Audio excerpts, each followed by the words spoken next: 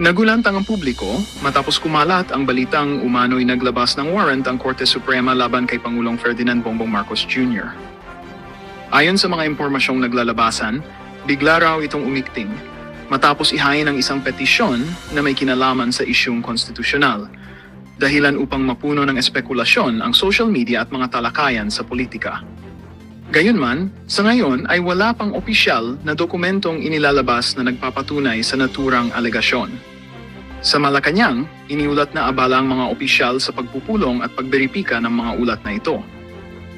May mga ulat ng kaguluhan sa loob ng palasyo, subalit iginiit ng ilang source na normal ang proseso ng konsultasyon, lalo na kapag may sensitibong usaping legal. Hinihintay din umano ang formal na pahayag mula sa Office of the President at sa Korte Suprema upang linawin ang tunay na estado ng usapin.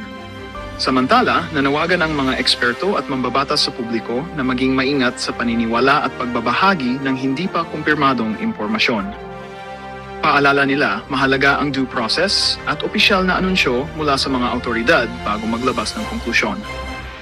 Patuloy na babantayan ang mga susunod na kaganapan habang inaasahan ang malinaw at pinal na pahayag mula sa mga kinaukulan.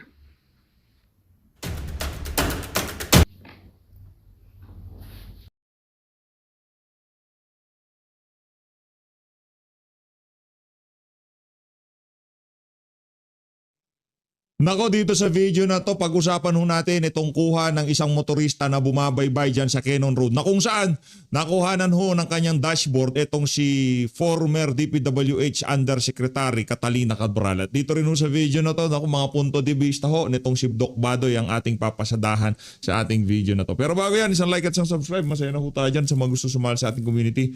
Yung join button nandyan lang ho sa baba. Ito na ho mga kababayan. Ho. Ito yung panawagan ho ng mga ilang otoridad sa ating mga kababayan na daanan etong si Catalina Cabral sa kanilang mga dashcam sa sasakyan. Panoorin natin to.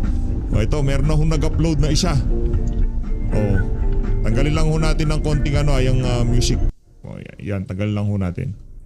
Naan natin, ayan. Ayan ho mga kababayan, kitang-kita nyo. Parang nakakamiss umakyat ng Baguio. Sarap po kasi mag-drive dyan sa Cannon Road. Sarap po mag-drive dyan. O nag-i-enjoy ako mag-drive dyan. Ayan ho siya. Ayun ho. Ayun ho. Ayun ho. Grabe naman. Grabe naman yan. Ayan ho. Tsaka pangit ho ng pagkatingnan nyo ho ito. Talagang kailangan ho silang paalisin ng pulis dito. Pantakin nyo naman ho mga kababayan. Ibinalandra lang ho nila ang kanilang sasakyan dito sa mga pababa ng Cannon Road. Talagang yan. Perwisyo kayo dyan ho. Ayan ho mga kababayan. Iniilagan ho yung sasakyan ni Manong driver Ayan ho. Ayan na lang ho yung daan. Ito na lang ho yung natirang daan para dun sa mga pababa ng Cannon Road. Ayun si Cathy Cabral. Grabe.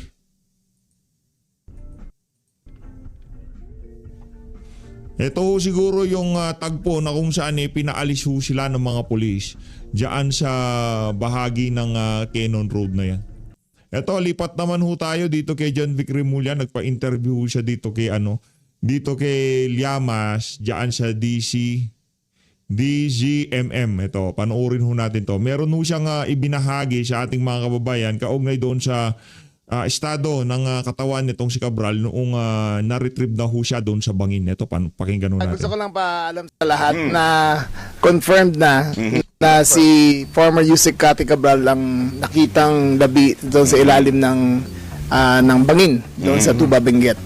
Siya ay isinagawa ng isang autopsy at DNA swab at unofficially yung DNA swab ay lumabas na siya talaga yon, plus the fingerprints plus the identification of the family. Okay na ho yan talagang siguro hindi nyo nagagambalain yung mga pamilya nitong si Cathy Cabral dyan sa nangyari na yan kasi nakakalungkot tong isipin. Mantakin nyo ayaw daw ilabas yung katawan dahil kailangan pa yung cellphone at yung laptop kapalit nung katawan nitong si Yusek Cabral. Ayon dito kay Congressman Libiste, hindi galing sa ating yan. Galing ho kay Congressman Libiste. At lumalabas rin na consistent sa investigation sa follow-up investigation.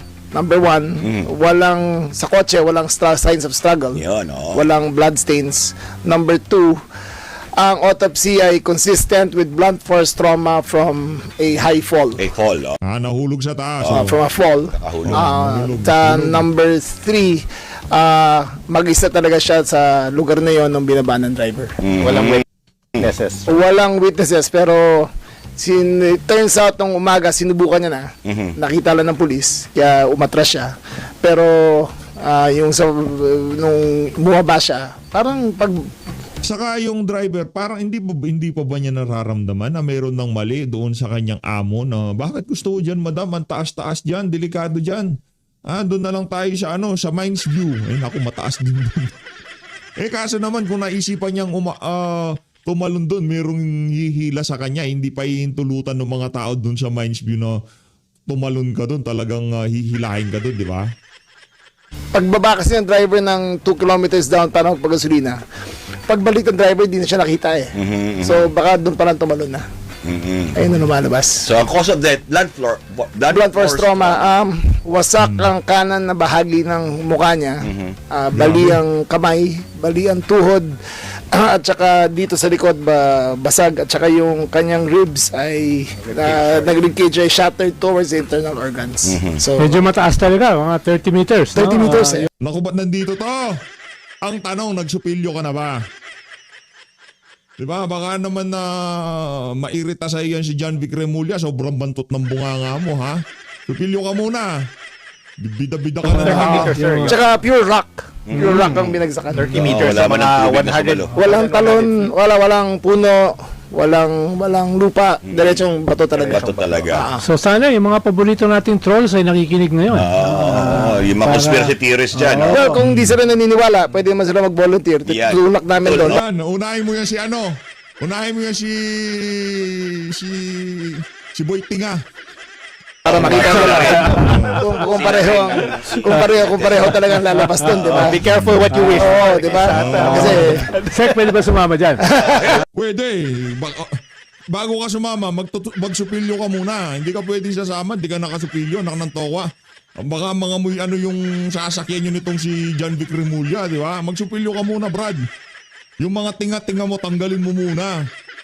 Itong si Llamas, ang hilig magbida-bida, di naman pala nagsusupilyo. Langyang niya. Huwag ka magtulak, ikaw lang. Ang aming taga... Yan, si Llamas, mahilig magtulak yan, lalo na yung mga DVD. Naku, yan ang trip nitong si Boy Llamas, yung mga peking DVD. Mahalaga yung tutulak. Pwede ba dagdagan yung tutulak? Pwede eh. Pwede ka sumali, pwede kang magboluntaryo at kung sakali, sa tingin ko si John Vic Remulla ay talagang malagod niyang tatanggapin na siya ang magtutulak sa'yo, di ba? Kasi sabi na nga ba marami magiging conspiracy theories dito eh. Siyempre, mauna na yung mga tuwan-tuwa sa akin. Kaya sinigurado. Hindi naman kasi, hindi yan eh, hindi naman broken hearted lang yan si ano tawag dito. Itong si Yusek Cabral, hindi ko siya teenager na nagpatiwakal, broken-hearted, malaki ang problema. Yung ganti pong, di ba, walang conspiracy theory doon kasi, broken-hearted yan eh. Di ba, ay teenager, kapusukan yan. Siguro, ang laki ng problema ng ali na yan, may utang siya. Talaga hindi ho ganun kasi ang suma dito. Ang problema dito, nasasangkot ho siya nasa napakalaking skandalo na kung saan, yung unang nagsalita, sinasabi niya na pagka umuwi daw siya dito, gugurgurin siya ng mga kasama niya dyan sa mga maanumalyang flood control project na kung saan ang pangalan ni Cathy Cabral nasasangkot din ho dyan. Kuha mo ba, Sek John Vic? Yun. Ko talaga na yung complete yung autopsy report, complete ang scene of crime report. Pati yung time in and time out ng hotel, nakuha na rin namin CCTV. Pumasok siya doon mag-isa, lumabas siya mag-isa. Sir, wala akong sinasabi mag-isa. So wala siyang kasama. Yan kasi si Llamas, napakadumi ng utak niyan, kasi dumi ng bunganga niya.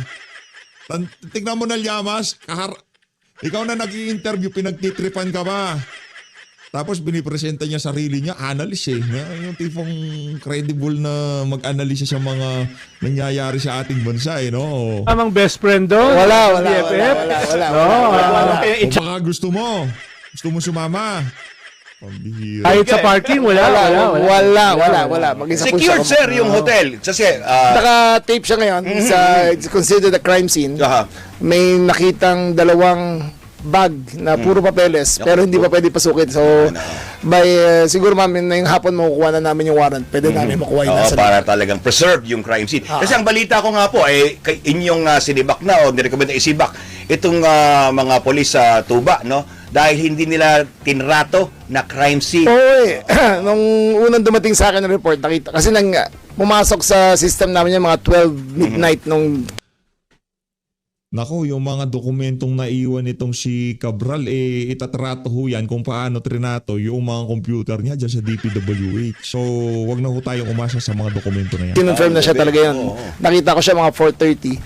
Nung pinapollow up ko yung reports, hindi nila tinrita sa crime scene. Pero for a highly controversial character involved in the biggest scandal in Philippine history, bakit di naman nila sinabing tinanong man lang, baka may iba nangyari dito. Correct. So ito yung matitirong mga mga police talongges Kaya Hindi pro strongest, no? Parang hindi nanonood. Nako, ito talagang si... Epal na naman tong si Llamas. Magsupilyo ka muna, Brad. Ang hilig mo sa ganyan Kung di ka nagsupilyo, wag ka sumama sa usapan. Dito pa lang, ang layo mo, nasa DCMM ka, nandito ako sa PH Update. Yung alingasaw ng bunganga mo, talagang hapyaw, umaabot dito, Brad Langyakang Llamas ka. Ito, ano kasi to, napaka-notorious nitong mama na to na super Duterte diehard haters siya. Tipong wala namang ginagawa sa kanya mga Duterte. Sa bagay, trabaho na niya. Baka yun ang isa sa mga pinag-utos sa kanya. Kagalitan mo nga mga Duterte kahit wala silang ginawa sa'yo. Anak ng towa, pagpasok lang ng administrasyon nitong si Adik, doon ko lang narinig pangalan mo Di ba? Nung panahon pa ni Tatay Digong, nasaan ka ba nun? Pambira ka kung kailan ka pa nagkapera, doon ka pa hindi nagsusupilyo.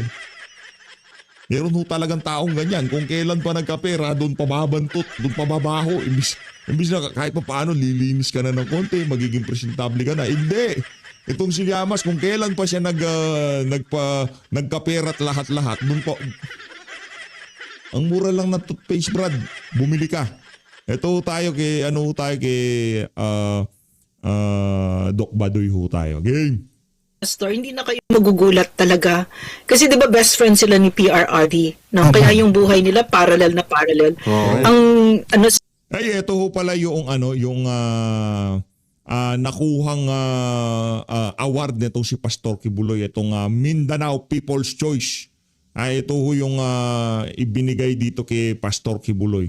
Ang nakalagay ho dito Ministry Service Recognition Awards and Youth Advocate of the Year. Palakpakan. Ibang klase ho talaga. Tayo ay naniniwala dyan.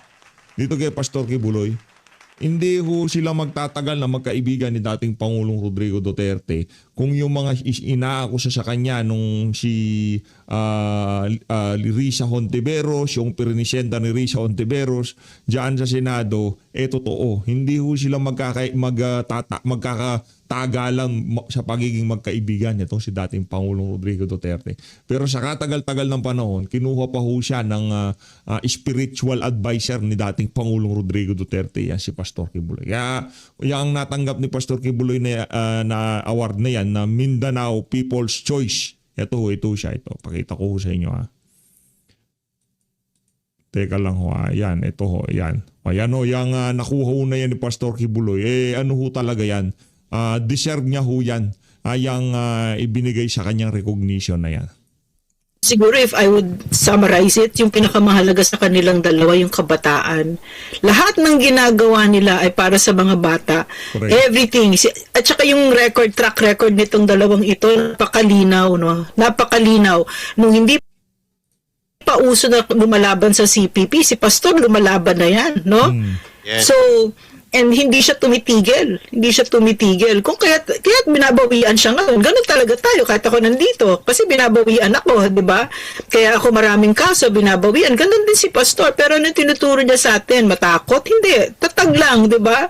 Tuloy-tuloy mo lang. Kasi kung hindi ka titigil, nakakaawa ang Pilipinas, nakakaawa ang kabataan. So itong award na ito for Pastor talagang highly deserved. Kasi yan yung mithiin niya a better country for our children, 'di ba?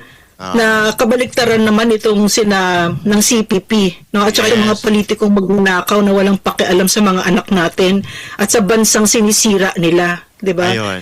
So, So, Doc- yeah, thank you, Pastor, no? Okay, thank you so much, Doc. And once again, congratulations, Pastoret. Meron lang ako idadagdag. Sige.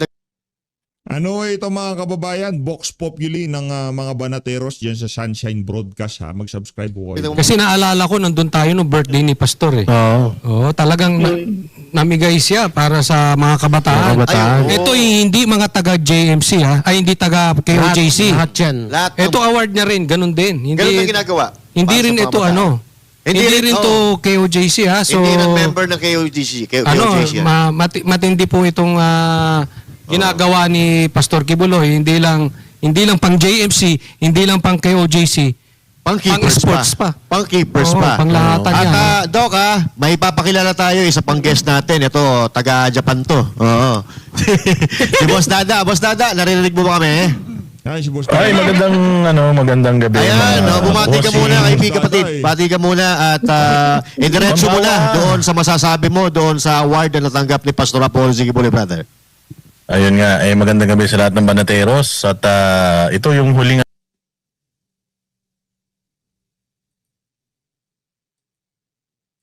huling Vox Populi episode for this year. Magbabalik tayo next year. Pero, ayun nga, napakaganda kasi ito yung huling natin. Ito yung huling episode natin for this year. Pero, meron tayong ganitong award na natanggap, hindi ba? Expected na ito eh. Minsan kasi talaga yung mga taong pilit ibinababa ng kasamaan, inaangat yan ng Panginoon eh. O, kaya makikita mo si Pastor kahit na ginigipit, no, hindi ba? Kahit na kung ano-ano yung bintang sa kanya, kung ano talaga yung pagkatao niya, kusang lumalabas at ipinakikita ng Diyos sa atin. So congratulations kay Pastor Apollo Kibuloy, yung yung JMC Kings, congratulations din. And of course, yung Team Pilipinas nag-gold medal din tayo sa sa SEA Games. Ayun. So, once again, congratulations JMC and congratulations Pastor Apollo C. Kibuloy. At syempre, ipagpatuloy nyo lang po ang inyong mga ginagawang kagandahang na ito para sa ating bansa, para lalo pa sa mga kabataan na pag-asa ng ating bayan. Ako naniniwala pa rin ako mga partner na yung mga kabataan ay pupay pa rin na maging pag-asa ng ating bayan kung mapapaganda lang ang edukasyon sa Pilipinas. So, tuloy-tuloy na tayo sa ating mga balitaan at Yan. isa pa nga sa pumutok na balita, itong pagkakamatay ni Yusek Cabral, na di umano ay nalaglag sa bangin at ngayon pinagdidiskusyonan ng mga kababayan natin Pilipino, hindi lang sa Pilipinas kundi sa iba't ibang panig ng mundo kung paano namatay at ngayon medyo malabo pa. Doc Lorraine, ano po ang masasabi niyo po dito sa pangyayaring ito? Master Judea Apo. at saka brothers, no? Like you said, wala pang malinaw, di ba? Pero what's interesting to me, what I find interesting, is yung kawalan Nandito po si Brothers Traveler. Parang hindi ko nakita. Mega love shoutout, brother. Sana nandiyan ka ng pala. tiwala ng taong bayan sa administrasyon ni Bongbong. Malupit yan, malupit. So that right away, siya yung binibintang. Ito nga, nandito Di ba? na si Agad-agad, nakita natin on social media. Kasi binomonitor ko yung social media all over yan. So that's what I find interesting about all of this, no? Na agad-agad siya talaga yung inisip ng tao. At saka bakit naman hindi, no? Nakita naman natin sa net approval ratings. Wala wala si dyan. Nandito si Jay, si Judea, si Coach Oli at itong si ang pangalan to?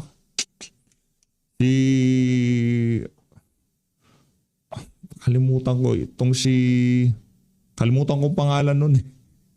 Sir Jack. Is minus 20. Ganun ang ibig sabihin ng minus 26, Bongbong Marcos, na tapos na yung mandato mo, tapos na talaga sa tao dahil sa panloloko mo, pagnanakaw mo, lahat ibibintang talaga sa'yo.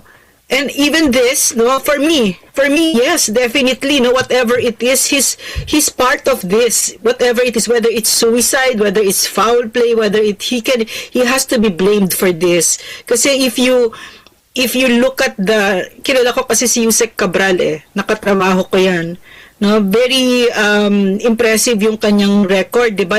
Yung work record niya, tsaka yung educational background, etc., 'di ba? Naaalala ko kasi si PRRD nung sinabi niya sa amin nung na-appoint niya kami, sinabi niya there will be no financial rewards, sabi nga, but there will be psychic rewards na. And he delivered on that. Talagang totoo, I've never felt the joy na naaakit ka sa bundok, tapos bubuti yung buhay nila. Gagawin mo lang yung trabaho mo, hindi ka magnanakaw, walang kapantay, yung nakikita mo, na bumubuti ang buhay ng mga kababayan mo, at umaandar ang Pilipinas. And I'm guessing that at some point in Yusek Cabral's life, she was like that, di ba? Dahil public servant siya, 40 plus years, di ba? Tsaka maganda yung kanyang reputation until dumating siya until naging Pangulo itong pinakawalang kwentang Pangulong ito. Ayun. At sa akin, kasalanan ni Bongbong Marcos na ang dami niyang kinorap. Yan, kapag pareho ng tatay niya. No, kahit yung psychic rewards tinanggal mo. Yun na lang yung hinihingi mo. Hinihingi mo na lang yung pangalan mo malinis. Kahit yun ninakaw niya. Dahil magnanakaw siya. Nako. But anyway, Matindi kung ano po yan, yung opinion ni Doc Lorraine ngayon dito sa programa natin, yan din po ang nakikita natin na opinion ng karamihan sa ating mga kababayan. So ngayon, parang sabi mo kanina, Doc, maganda po ang record ni Yusek Cabral during those times na nakasama mo siya. Parang ngayon lang po nasira. Siguro parang ganun po ba? Yes. Yes. Like us. 'Di ba? Kahit naman nung time ni PRRD ay maayos-ayos na mga presidente, pinagkakatiwalaan natin kahit papaano ang gobyerno. Pinagkakatiwalaan natin kahit papaano ang most trusted noon ay ang AFP. Is it the same now? I don't know. Boss D, I'm sorry, Doc. Boss D, ano ang masasabi mo dito? Medyo naputol ata si Boss D, no? At dahil medyo naputol si Boss D, ikaw na muna, Coach Oling. Ako talagang napapaano ako dito ay yung klase ng pagkamatay at saka yung reaction ng family.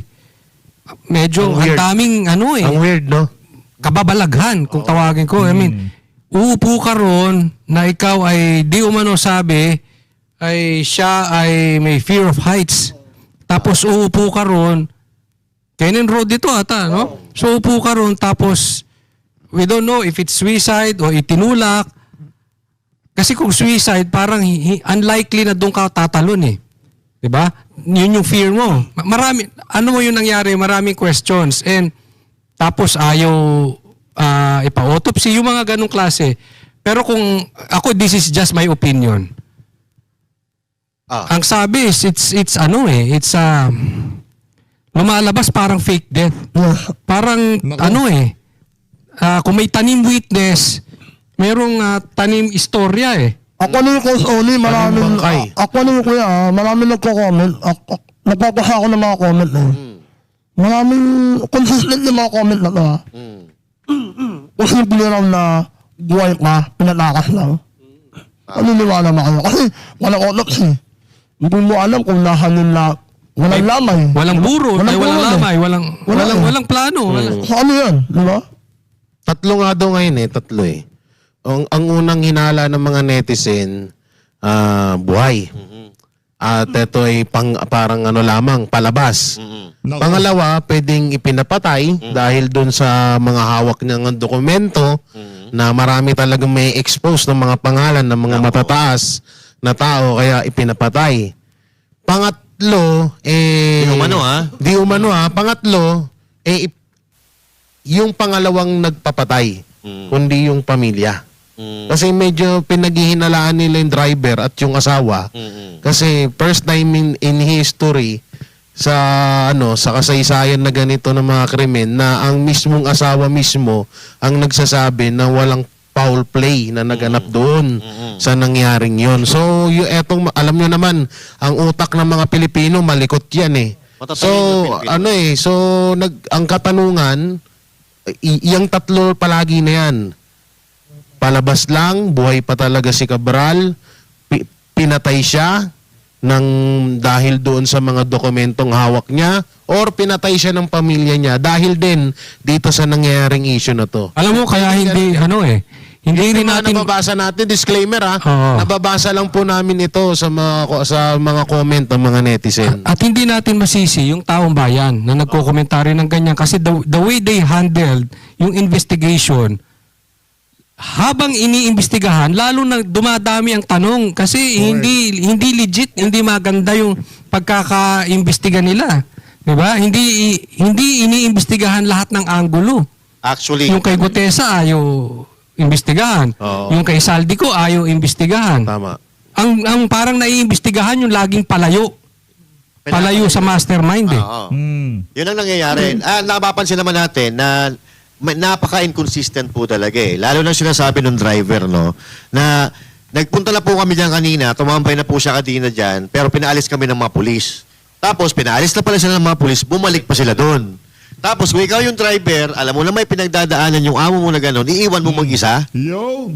Parang hindi ka nag-iisip doon. Yung ano, Logic yung lang. yung Logic lang. story,